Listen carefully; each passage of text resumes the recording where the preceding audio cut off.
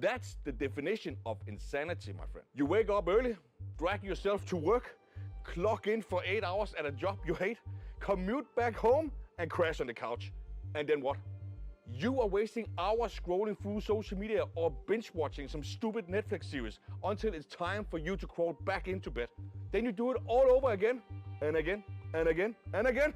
You are stuck in the same cycle as 99% of people out there. Yet somehow you expect to break it into the top 1%. But the top 1% don't live like the other 99%. They don't waste their energy on the same mindless routines. They operate on a completely different level.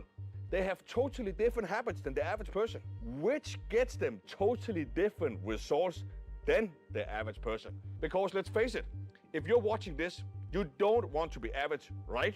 Well, then that's why today I will be showing you the exact 7 habits that made me a Dega millionaire before I even hit 30.